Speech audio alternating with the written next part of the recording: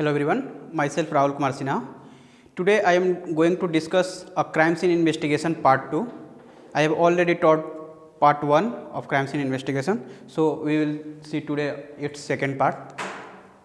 In this part, we will focus on basically the collection and handling of physical evidences, packing and labeling of evidences, sealing of evidences, forwarding of evidences, and the last is chain of custody. So let's start one by one. Collection and handling of evidences. While handling evidence, only such part of the article should be touched that are not likely to have been touched by anyone else previously. Means जब हम किसी भी evidence को handle करेंगे तो उस case में हमारे दिमाग में ये चीज़ होना चाहिए कि हम वैसे सरफेस को एवॉइड करें टच करने से जो कि पहले किसी के द्वारा टच करने की प्रोबेबिलिटी हुई हो. ठीक है. And there are some points which should be kept in mind that in case of flat object like piece of wood or glass or any flat object we should handle with the edges. Means suppose this is the any flat object, okay, then when we have to collect the object from the crime scene we have to handle like this, so that surface and this surface should we avoid to touch this surface because this surface may have a chance prints, okay.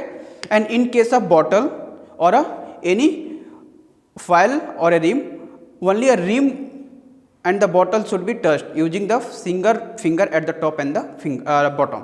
Means suppose कोई evidence मिलता है crime scene पे bottle, right, या फिर bottle like structure, तो हम उसको कैसे हैंडल करेंगे?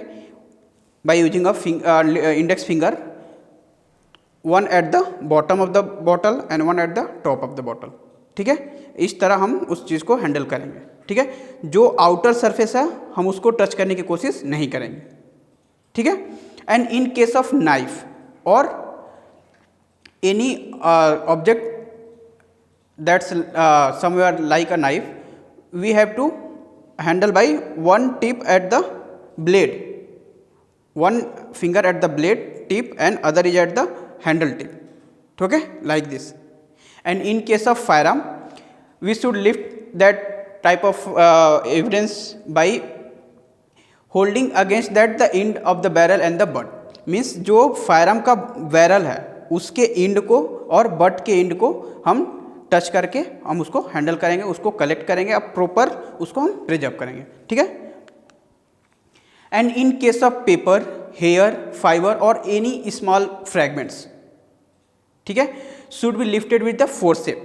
मीन्स यदि कोई ऐसा ट्रेसेस पार्टिकल मिलते हैं या फिर कोई भी ऐसा एविडेंस मिलते हैं जैसे कि फायर हो, हेयर हो या फिर फाइबर हो या फिर कोई फ्रैगमेंट्स हो किसी एविडेंस के, ठीक है, उस केस में हम उसको कैसे कलेक्ट करेंगे? By using the forceps. ठीक है. And the fire bullet should also be used with handle with the forceps that have a rubber tip. Means जब कोई फायर्ड बुलेट मिले या फिर कार्ट्रिज मिले जिस पर कि मार्क्स हो सकते हैं, ठीक है, बुलेट में मार्क्स हो सकते हैं, बैरल मार्क्स हो सकते हैं, कार्ट्रिज में चेंबर मार्क्स हो सकते हैं, तो हम उस चीज़ को हम फोर्सेप से हैंडल करेंगे, फोर्सेप से कलेक्ट करेंगे जिसमें कि जो टिप हो रबर का हो. ठीक है, क्योंकि अगर मेटल का होगा तो हम कहीं ना कहीं उस अपना मार्क्स जो है उस कार्ट्रिज पे या फिर बुलेट पे छोड़ सकता है. ठीक है, that's why use the rubber forceps tips. Clear. And dust and other powder substance should be collect with the brush and vacuum cleaner. Means कि यदि कोई ऐसा सब्सटेंस है जो कि पाउडर फॉर्म में हो, ठीक है, so in that case we use the brush और एनी और instrument which is known as the vacuum cleaner, जिससे कि हम उसको कलेक्ट करेंगे क्राइम सीन से. ठीक है. Next is explosive and the bomb should not be touch and handle unless one it's sure that there will be no chance of any explosion by a simple handling. Means कि crime scene पर अगर कोई हमें explosion मिलता है या फिर कोई बम मिलता है तो हमें पहले तो तब तक उसको हैंडल नहीं करेंगे जब तक हम ये श्योर ना हो पाएँ कि इसमें कुछ एक्सप्लोजन हो सकता है, और कभी भी हम सिंपल हैंडलिंग उसको नहीं करेंगे. उसका जो प्रॉपर प्रोसीजर होता है कि किस चीज़ को कैसे हम कलेक्ट करना है, कैसे हैंडल करना, उस चीज़ को क्राइटेरिया को फुलफिल करते हुए ही हम उस चीज़ को जो भी एक्सप्लोसिव मटेरियल है हम उसे कलेक्ट करेंगे. ठीक है. And in case of blood, semen और ए लिक्विड और any chemical, maybe a vomit or any chemicals should be collected with using the spoon. ठीक है. मीन्स कोई भी बॉडी फ्लूइड्स हो या फिर कोई भी लिक्विड मटेरियल हो हम उसको जो है कैसे कलेक्ट करेंगे? By using the spoon. Clear.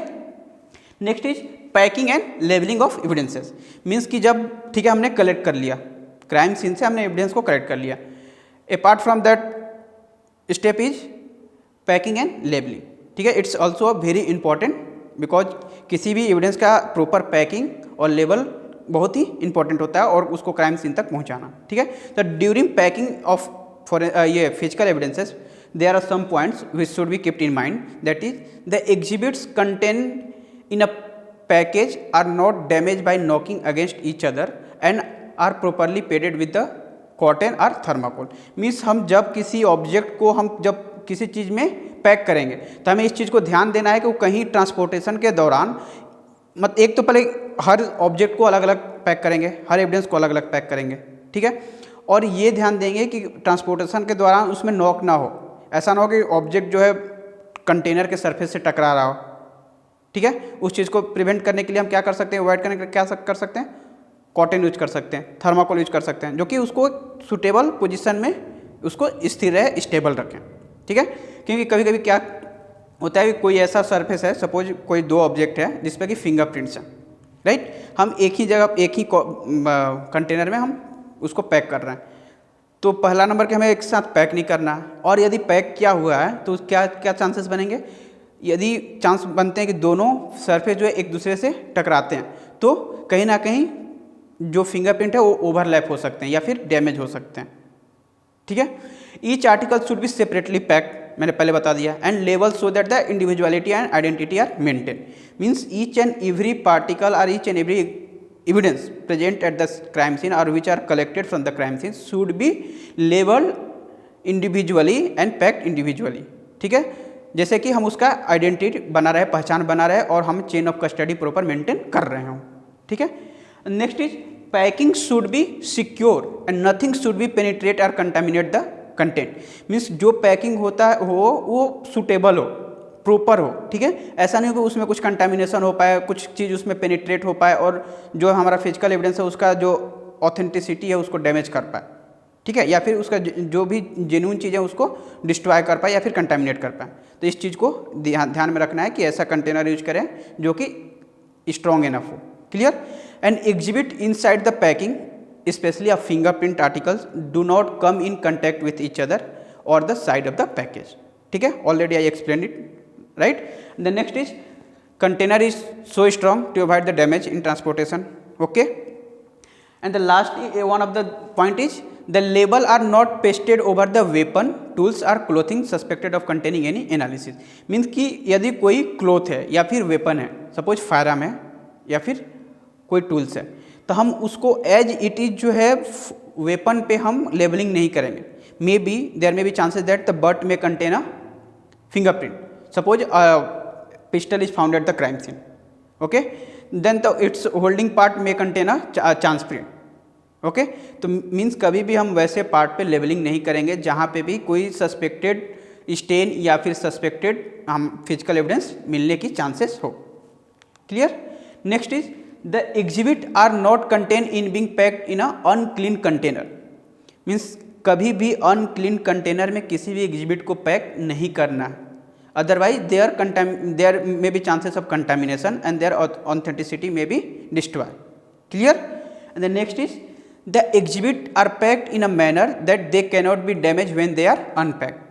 एक चीज़ और ध्यान देनी होती है कि जब हम कोई भी एग्जिबिट को पैक करते हैं तो इस ध्यान को रखते हुए करना है कि जब इसको अनपैक किया जाएगा फोरेंसिक साइंस लैब में, तो लैब के अनपैकिंग के दौरान इसमें कोई किसी तरह का डैमेजिंग ना हो।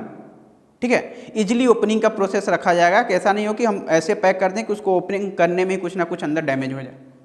Clear, and the next is label should be number and should be are signature of the forwarding officer and the name date. Okay, means कि जो भी हम लेबल दे रहे हैं, एग्जिबिट नंबर दे रहे हैं, जितने भी एग्जिबिट होंगे उन सबका एग्जिबिट नंबर होगा, exhibit 1, exhibit 2, exhibit 3, exhibit 4। Clear, means सबका एक नंबरिंग देना है। ठीक है, और सब पे जो है सिग्नेचर होंगे फॉरवर्डिंग ऑफिसर के विथ डेट एंड टाइम कि कब इसको कलेक्ट किया गया, कब भेजा जा रहा है, किस डेट में था। क्लियर है, and there are sub evidences in which there is the condition that the some portion should be at top. Means कुछ ऐसे एविडेंस होते हैं जिसको कि मतलब किसी को एक स्टेबल पोजीशन में रखना होता है, जिसको कि टफ पोजीशन अलग होता है, कि जैसे कि कोई लिक्विड सब्सटेंस है या फिर कोई जैसे सपोज फ्रीज वगैरह होता है, तो उसको टॉप वाले पोर्शन को हरदम टॉप में ही रख कर ही ट्रांसपोर्ट किया जाता है। क्लियर। तो इन सब केसों में हमें क्या होता है कि हमें मार्क करना होता है स्पेशल क्वेश्चन, जैसे कि handle with care and there should be a top side mark, okay, at the top of the box of the that container. Clear. And exhibit are send through the special messenger as far as possible, okay. Means कि जो भी exhibit हुए हैं crime scene से या फिर police station से, तो हम जो एफएसएल तक उसको भेजते हैं एग्जिबिट को, वो किसी ना किसी स्पेशल मैसेंजर के थ्रू भेजना चाहिए। और यदि बाय गवर्नमेंट पोस्ट से भेज रहे हैं तो प्रॉपरली उसमें एड्रेस और लेबल मेंशन होना चाहिए। Clear. And in case of firearm and explosive there are some regulation of transportation. Clear. कोई भी फायरआर्म और या फिर एक्सप्लोसिव सामान को इजीली ट्रांसपोर्ट नहीं कर सकता, उसके लिए लाइसेंस होता है, उसके लिए डॉक्यूमेंटेशन होता है। उस केस में स्पेशल रेगुलेशन को फॉलो करते हुए किसी भी फायरआर्म को या फिर एक्सप्लोजन को एक जगह से दूसरे जगह ट्रांसफ़र करना है, तो उसके रेगुलेशन को फॉलो करते हुए, उसके डॉक्यूमेंटेशन को फॉलो करते हुए ही मैसेंजर से भिजवाएंगे। Clear. So next is sealing. Seal कैसे करते हैं? All parcel should be carefully sealed by the dispatching officer. Clear. And packed in such a manner that they can not be open without breaking of that seal. Means कि जितने भी parcel हों उसको हम proper seal करेंगे, ठीक है, select का सील होता है, राइट। और उसको ऐसे सील करना है कि without destroying of seal we can not open that parcel. Means कि अगर उस पार्सल को खोलना है तो मीन्स हमें उस सील को डिस्ट्रॉय करना ही पड़ेगा, ठीक है। इस मैनर में हमें सीलिंग किया जाता है किसी भी एग्जिबिट का, ठीक है। And impression of seal can be legible. Means जो भी सील का इम्प्रेशन होगा वो लेजिबल होगा, पढ़ने में आना चाहिए, समझ में आना चाहिए कि उस पर क्या चीज़ का मार्क है, क्या चीज़ लिखा हुआ, क्या चीज़ बनाया हुआ। Clear. And all the note, जितने भी पार्सल में नोट बांधे हुए हैं, नोट में भी थ्रेड के हो सकते हैं, क्लोथ्स के हो सकते हैं, all note should be sealed, okay. ऐसा नहीं कि 5 नोट हैं जिसमें कि 2-3 में मैंने सील कर दिया, 1-2 उस तरह छोड़ दिया, ऐसा नहीं है। सभी नोट जो है प्रॉपरली सील होने चाहिए, right. And seal could be private or any official but could not be impression of key or a coin। Means कि कोई भी सील होता है एक स्टैंडर्ड होता है, हर एफएसएल का, हर जगह का एक अपना स्टैंडर्ड सील होता है, जो कि प्राइवेट भी हो सकता है, ऑफिशियल भी हो सकता है। बट कभी भी जनरल कोई की इम्प्रेशन या फिर कॉइन का इम्प्रेशन नहीं हो सकता है, क्योंकि कॉइन और की जो है इजिली अवेलेबल है और उसका इम्प्रेशन मिल सकता है। तो इस केस में हम जो है चेन ऑफ कस्टडी को ब्रेक, कोई भी है ब्रेक कर सकता है और उस इम्प्रेशन से मिसयूज कर सकता है। Clear? So there should be a some standard seal, right? And seal should be kept in a safe custody of the discharging officer। जो भी dispatching officer है उसके कस्टडी में हरदम सील होना चाहिए all the time, right? And the one copy of the seal should always be sent along with the forwarding letter। Means कि जब हम एग्जिबिट को सेंड करते हैं एफएसएल में तो उस केस में एक फॉरवर्डिंग लेटर दिया जाता है, ठीक है। तो उस फॉरवर्डिंग लेटर में हम जो है सील का एक कॉपी डालते हैं, ताकि जो वहाँ पे एफएसएल में स्टाफ्स हैं, जो भी असिस्टेंट प्रोफेसर हो या असिस्टेंट साइंटिफिक ऑफिसर हो या फिर साइंटिफिक ऑफिसर हो, सीनियर साइंटिफिक जो भी हो, उस केस को जो भी ओपन करे तो उस सील को मैच कर ले कि दोनों सील सेम है या नहीं है, और सेम जो डिस्पैचिंग ऑफिसर का जो सील है और ये सील दोनों मैच कर रहा है कि नहीं है। ऐसा तो नहीं है कि कहीं कुछ फॉर्जरी का चांस है, ऐसा तो नहीं है कहीं कुछ इसमें अल्टरेशन किया गया है। Clear. Next is forwarding of evidences and there is the forwarding letter also, ठीक है। The letter of advice should be separately forwarded to the concern expert through a registration post and the special messenger in a seal cover. Means कि जो forwarding letter होता है वो जो है forwarding officer के द्वारा कंसर्न एक्सपर्ट को भेजा जाता है, किसी भी स्पेशल मैसेंजर के थ्रू या फिर पोस्ट के थ्रू भी भेजा जा सकता है इन अ सील्ड कवर, ठीक है। और इस बेसिकली ये क्या क्या कंसिस्ट करता है forwarding letter? It consist the name of the police station, clear, district, state and FIR number and section of law, कि इस केस में कौन कौन से सेक्शंस अप्लाई हुए हैं, कौन कौन से सेक्शन लगे हुए हैं, and brief about the cases. Means कि केसेस किस टाइप का है, मर्डर का है, सुसाइड का है, होमिसाइड है, वहाँ पर क्या क्या चीज़ें मिले हैं। मीन्स जो प्राइमरी इन्फॉर्मेशन आयोग ने गैदर किए हैं, जो भी कलेक्ट किए हैं, इस चीज़ का ब्रीफ इंट्रोडक्शन, ब्रीफ फैक्ट जो है उसमें फॉरवर्डिंग लेटर में मेंशन करना होता है, ठीक है। And next is description of the article in each packets, की सभी पैकेट्स में कौन कौन से आर्टिकल्स हैं, मीन्स एग्जिबिट 1 जो है क्या है, एग्जिबिट 2 क्या है, एग्जिबिट 3 क्या है, and so on, clear. And the nature of the examination required from that articles are exhibits, means कि क्या क्या एग्जामिनेशन की रिक्वायरमेंट्स हैं, right. maybe suppose in case of ballistic divisions, maybe there is the evidence like a bullet and cartridge case, ठीक है। तो ये और इन एंड पिस्टल, ओके। तो रिक्वायरमेंट हो सकता है कि is that ammunition and fire arm is in working condition और नॉट, ठीक है। पहला रिक्वायरमेंट ये बताना होगा फायर आर्म एक्ट के तहत कि ये जो है उसके एक्ट में आते हैं या नहीं है, अगर आते हैं तो वर्किंग कंडीशन में है कि नहीं है, ठीक है। और इसके बाद जो फर्दर एग्जामिनेशन की रिक्वायरमेंट होगी कि क्या ये बुलेट जो है इसी फायर आर्म से निकली, डिस्चार्ज हुई है, फायर हुई है, या फिर डिफरेंट फायर आर्म से फायर हुई है, clear. And the next is forwarding note of the officer through whom the article are forwarded, means कि जो फॉरवर्ड कर रहा है, ठीक है, उसके साथ में एक फॉरवर्डिंग नोट भी भेजा जाता है। And there should be mention of investigating officer name, and as I told there should be a copy of seal used in the parcel, right. And the identification particular of the messenger carrying the parcel, means कि जो messenger parcel को carry कर रहा तो उसका एक पहचान कि किसके द्वारा भेजा जा रहा है, ये कौन है, ठीक है, उस चीज़ को उसमें मेंशन करना होता है। And last is the certificate of authority to examine the evidence, means कि उसको एक सर्टिफिकेट ऑथराइज करना कि ये आपके लिए एलिजिबल आप हो, आपको अथॉरिटी दिया जाता है इस चीज़ को एग्जामिन करने के लिए, right. All these are the forwarding. And the last point is chain of custody, it is very important during the crime scene investigation, okay. The term chain of custody means maintaining a record of every physical evidence from the point of discovery at the scene of crime to its collection, transportation to the laboratory for examination and its temporary storage till it finally submitted to the court. Means जो chain of custody है basically इसमें हम सभी article का record maintain करते हैं, जब crime scene पर डिस्कवर हुआ है उस वक्त से लेकर के उसका कलेक्शन किसने किया है, कैसे हुआ है, ट्रांसपोर्टेशन कैसे गया है, किस माध्यम से उसको ट्रांसपोर्ट किया गया है, एयरवे है, रोडवेज है, जैसे भी है, ठीक है, और किसने ट्रांसपोर्ट किया है, मैसेंजर कौन है, ठीक है, और लाइब्रेटरी तक जाने के बाद उसको किसने हैंडल किया है, किसने टेकल किया, क्या क्या एनालिसिस हुए, किसके द्वारा एनालिसिस किया गया है, all these are chain of custody, ठीक है। Means chain of custody is starting from very beginning to the last, finally it's submitted to the court, okay. And the next is it maintain a systematic record of the name of the person through whom the exhibit were passed and to whom they were delivered. There should be a initial name of his initial, times and date of receipt and delivery.